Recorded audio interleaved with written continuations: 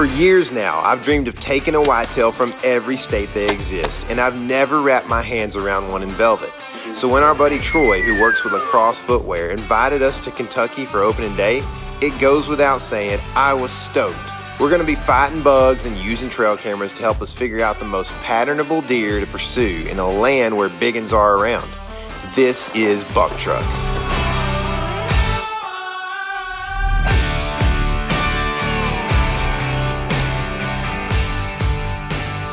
We secured permission through a local realtor named Kinley to hang a few cameras on a property she had listed.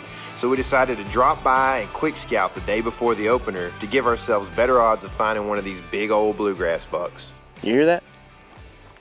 Tom Gobbler? There's a doe blowing on that hill over there. Oh, you know Curtis Lowe wrote a song about that. Tune up y'all doe blow. I like this place. There's actually a really good browse line on all the board arcs and that hackberry down there. So there's probably a lot of deer.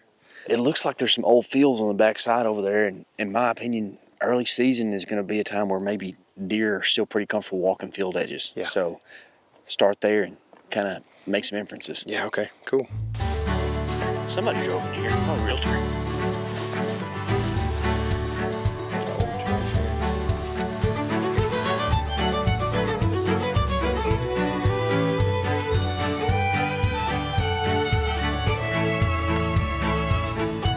Be able to see anything that's browsing that whole browse line right there, which has got some bodark browse on it, and then a couple of different oaks, a red oak, chestnut white, and they eat oak leaves. I mean, that's kind of a big part of their food source in a lot of places in the country, especially in Texas.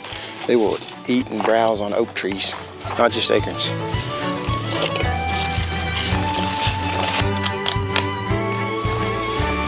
Man, it's nice to get access to a new place.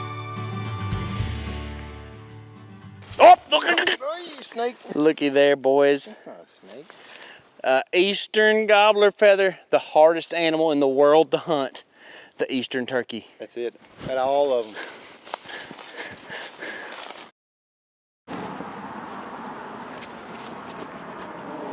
It rained this morning a little bit, and just being that the weather is different and it's opening morning, we decided to stay off of the deer this morning that we've got on trail camera so far, and just let them be in hopes that tonight they will remain consistent. I think a lot of deer are coming out of velvet right now in this part of the country, and so it could be a deal where as soon as they come out of velvet, that changes what they're doing. So ideally, no pressure this morning on this farm. As long as we can keep our wind off of them, we stand a pretty decent chance of shooting one. And the weather feels like deer season. I'm pumped right now.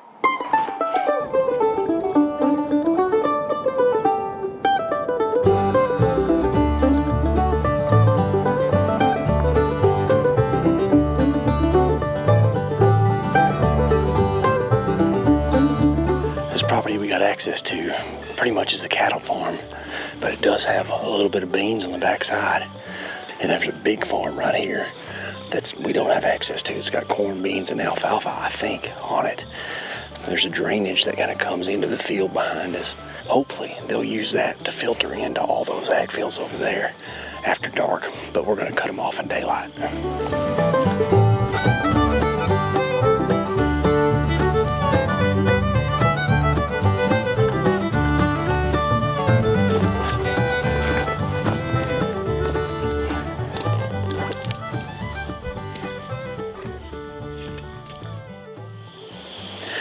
This is early season hunting. It's actually way cooler than I expected a September opener to be in Kentucky. But we just had a cold front roll through pretty much this morning, and it's going to be maybe like 73 at the highest this afternoon.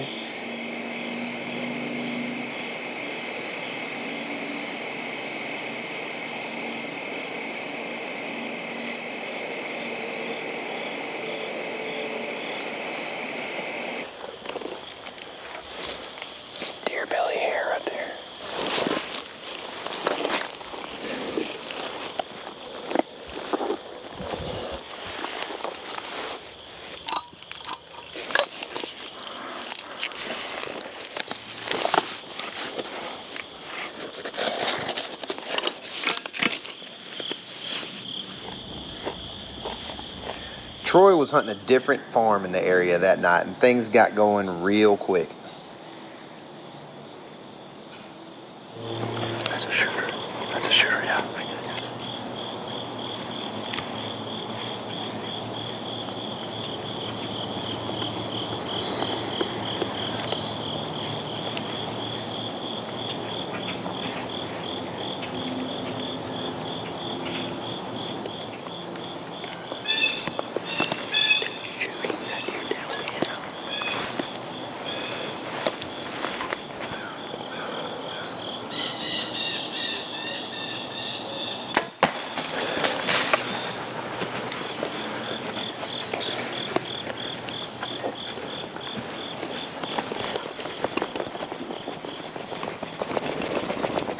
That's a good deer. Damn. That's a big deer. He's good. He's a good deer. We watched the footage and the shot's a little far back, but not too far back. We think it's definitely a lung, liver, and some guts. But that was a shot he was going to give us, and all those does circled around, and they were getting all weird right behind us, and the wind switched, and it was kind of a now or never thing. So I'm hoping that that was clutch, and that we got a dead deer laying right up there. We're going to give him some time for sure. We do not want to bump this deer. So,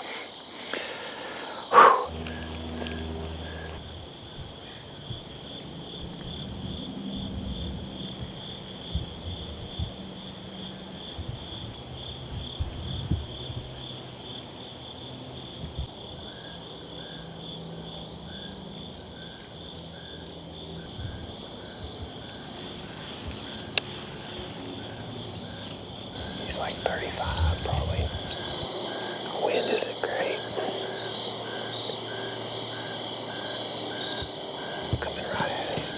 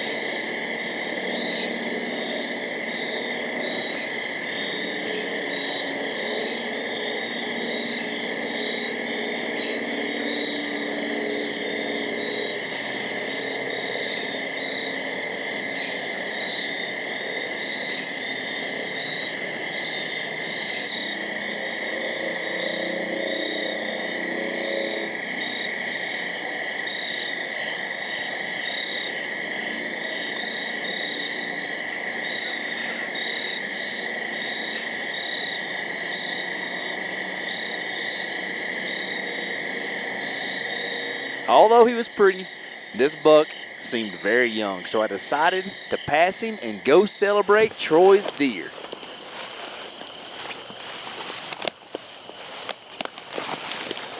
Look at that.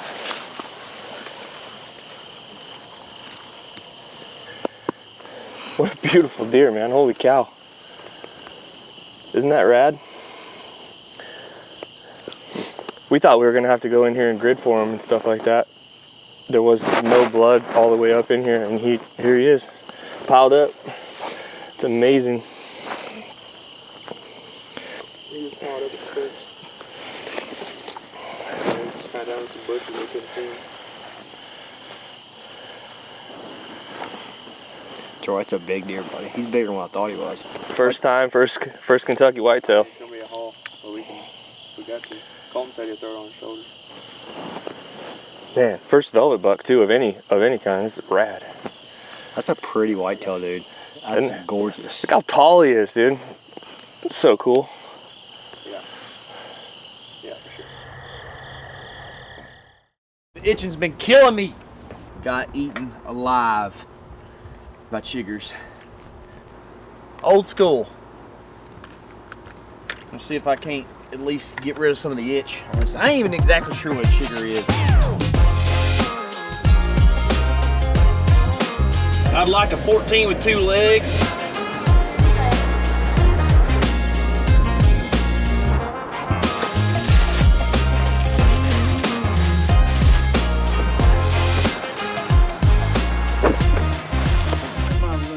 There's a war waging in Kentucky right now.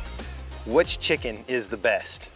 We're gonna figure it out right here, right now. Crispiness, tenderness, side, biscuit, and overall taste. Those are the 5 categories. We're gauging them on a 1 to 5 basis, closest to 25 wins. You've heard of the Colonel at KFC, but did you know that there is a General Bojangles and a Sergeant Lee?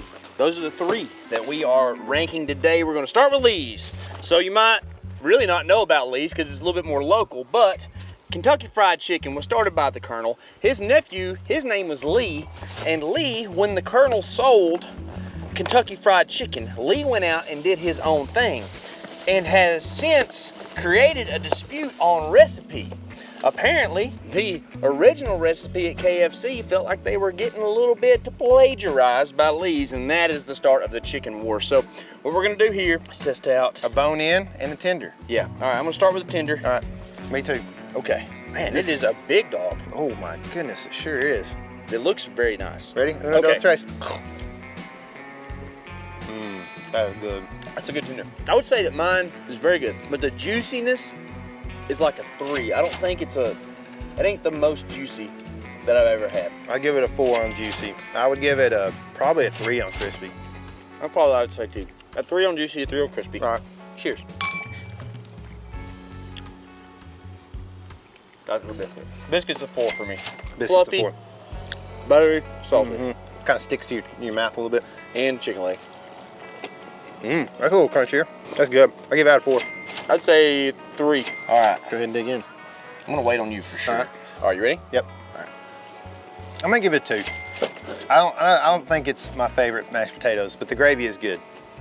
I'll say 3. All right. Next up, who? Bojangles or KFC? Bojangles. Okay. They look good. They look really They're good. dark. They're gonna be crispy. I can already tell you. Chicken Tender? Tender. I like this one. Not very crispy. I like the taste. Hey, taste is good. It's not super crispy. It's like a 3 on crispiness, probably. I'm just gonna rank everything 3s. I might. Probably. 3 and 3 on juiciness and crispiness for me so far. We're But not I need not ranking taste yet, though. yeah, I need to try the legs too. Legs. We're in the north, so legs is what you say up here. Ooh, this feels nice, supple. That is juicy. That's a 5 on juiciness. Boy. Yeah. That's a good leg. That's a little. I'm saving that for later. Okay, yeah, for sure. Biscuit. Big biscuit. Very big. I like the butter taste. It's really good. I give it a 4 on biscuit. It's not quite as fluffy, but it's good flavor. It's a good flavor. 4. There's a lot of gravy in these taters. Those are better taters. I would say they're better for sure. Yep. Those might be 5 taters. Those are good. I'd say 4s. I'd give it 4. It's hard for me to give a 5. Understand. I may rescind I'm that. gonna give those a 5 on taters. Here is the classic, the Colonel, the initiator of the great aggression. Aggression. The Colonel. Ooh, those strips look good. These look good too. These look good too. We only have one biscuit though, so we're gonna have to split our biscuit. Be like a Lady and the Tramp thing. Okay, so we start with the tenders, right? Big tender. I love fried chicken. This is a win-win. I would say that's a 2 on crispiness and a 3 on juiciness. Tenders just tend to not be very juicy. It's white meat. Yeah, I'd say I'm gonna give it a 3 on crispy. They're all about the same. Probably a 2 on juicy. Okay. Here's a leg from KFC. That's so good. A 2 on crispy and a 3 on juicy. I'm gonna do a 2 and a 4. Oh, small pot. Sorry. You got the small side. There's a 3 biscuit, probably. It's fluffy, but not as flavorful. And then into the taters. The potatoes themselves aren't quite as good, but the gravy's good. I gotta go with a 3. I'll say a 3 as well. White oak acre just fell right there. All right, so overall taste of the chicken on Lee's first. I would say Lee's is, can I revisit and make sure? Yeah. I think Lee's is a 3. KFC, since it's right here, I'm probably a 3 on both of these. And then, man, that's good. I'm like close to a 5 I'm on a that. 5 on that. That's about as good as fried chicken can get, I feel Guarantee you, it's got some spice the others 2 don't have. And that's standard. We didn't order them spicy. It's just, that's how it is. like. So let's add these up and we'll show the winner here in a second.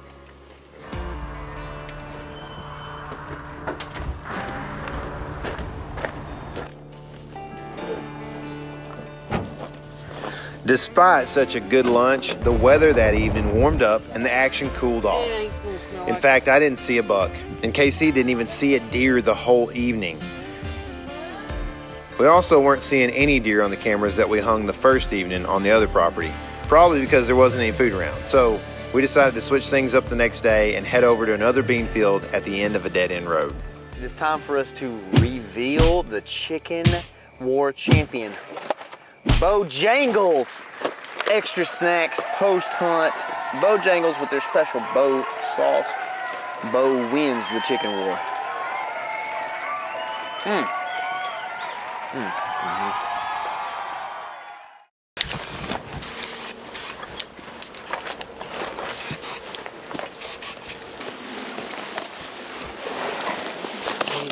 Be on the edge of this other bean field over here, and hoping that it's gonna kind of serve as an observation sit a little bit so I can learn a little more about what's going on this property.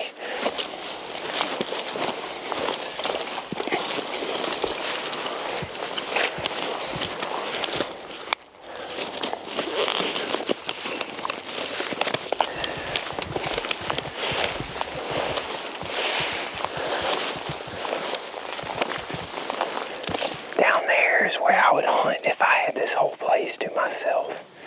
But as a team hunter, trying to figure out a deer that maybe we can hunt for the next few days, I do think being this direction allows me to see more things potentially that help us all understand this property better.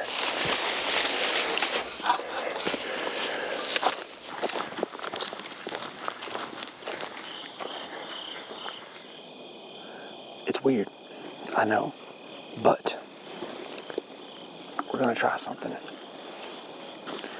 I have people that I know that actually kill deer, good hunters that use this stuff. I don't know if I believe in it, but I've heard enough testimony that we're gonna try it.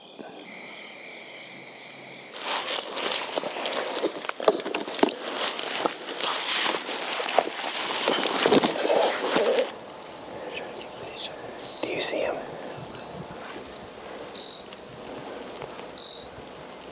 Is he feeding?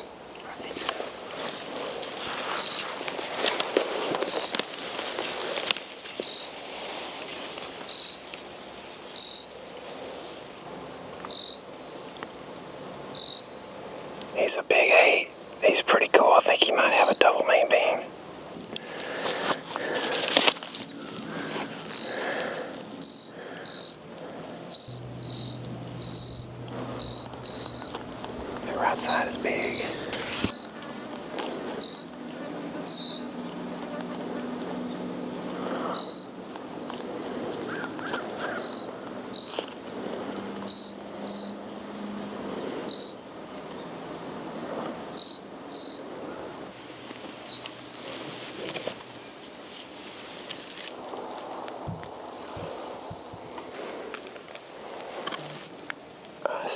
buck. I'm pretty sure it's that deer that we saw earlier. He just continued down the tree line in the shade. Oh, the big one's running. What is he doing? Somebody on the road had to have spooked him. He's got his tail up. He's running down this way, but he's coming towards us, kind of.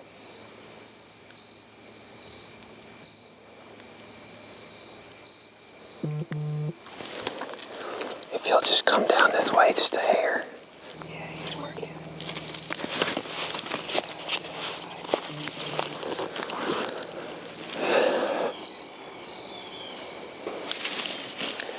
They might have slipped across the road into the corn or something.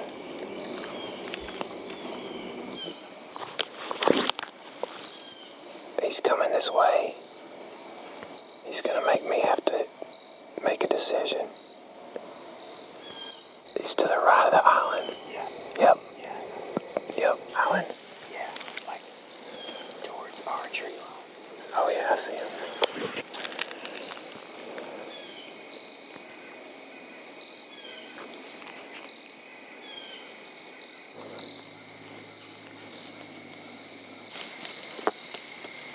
Cubby, I think they're coming. It's moving so slow, I don't know if it's gonna happen before dark.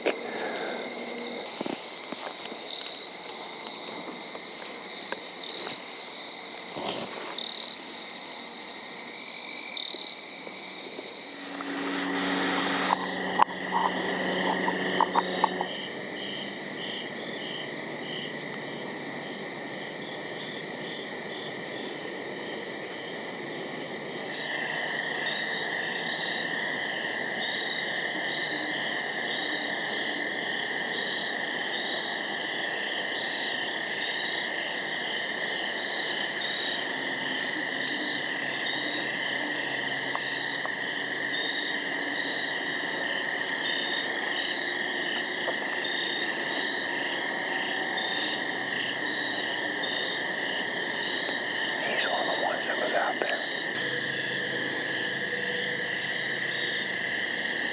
You got him right there. I'd smoke him if he was big.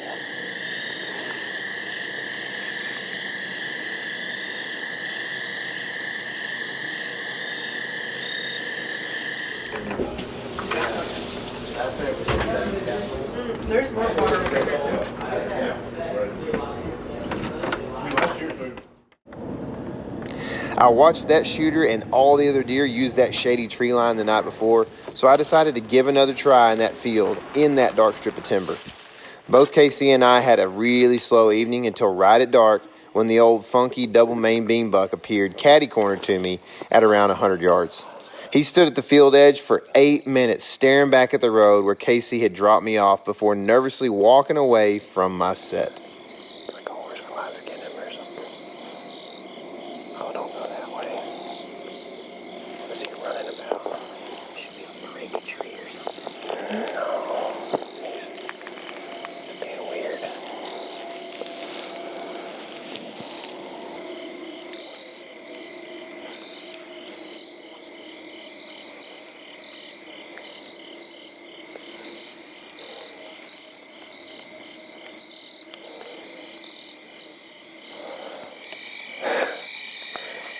I left my shoes down there, down the road.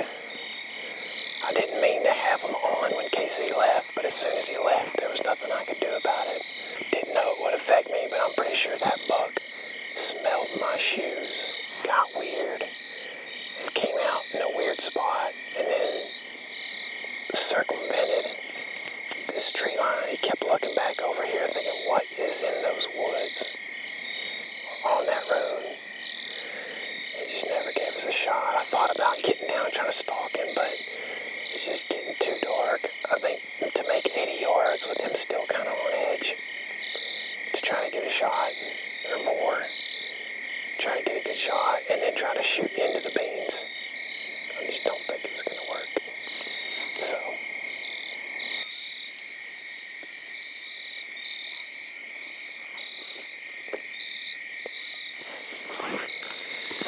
No dice? I didn't see a deer except for walking in. Okay, how much of that field could you see? I mean, we could see 150 yards of it really good, the whole back finger. And I could see Man, 3/4 of a mile down through there, but that beans are like 6 foot tall in the middle.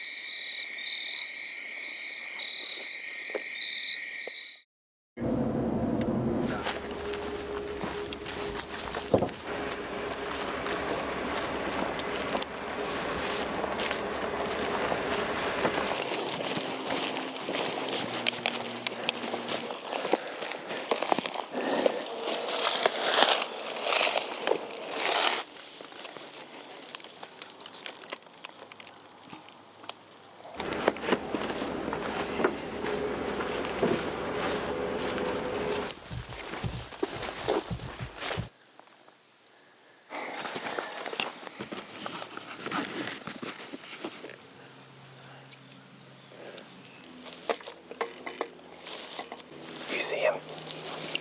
Oh, is he looking at us? Yes. Dadgummit. You've got to be kidding me. Wonder if he smelled us. He is bedded in the beans and smelled us. Guaranteed.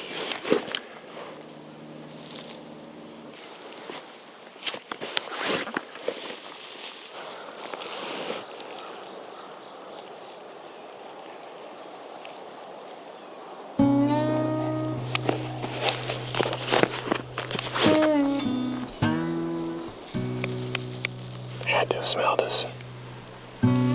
This is dumb.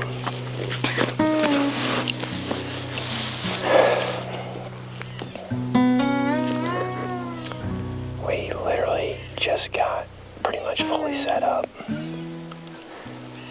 And Cuppy behind the camera looks up as I'm like clipping my vinyl harness and fixing to get my GoPro set, or my second angle camera set. And he says he's on the tree line, and he was bedded in the beans. I thought after we spooked him the first night, and he came out here last night, that he wouldn't be in the beans. But either way, we were supposed to have a west wind, and we've had an east the entire time we've been here. It's very frustrating.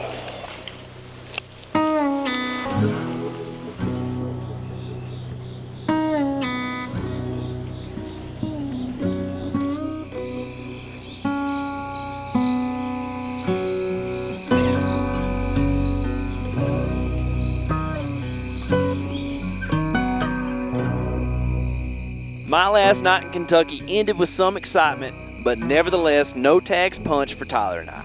I've kind of dreamed about hunting the early season in an eastern state, but I really never imagined it would be this difficult to seal the deal on a mature buck. I guess this gives us some heavy motivation for the next time we hit the woods.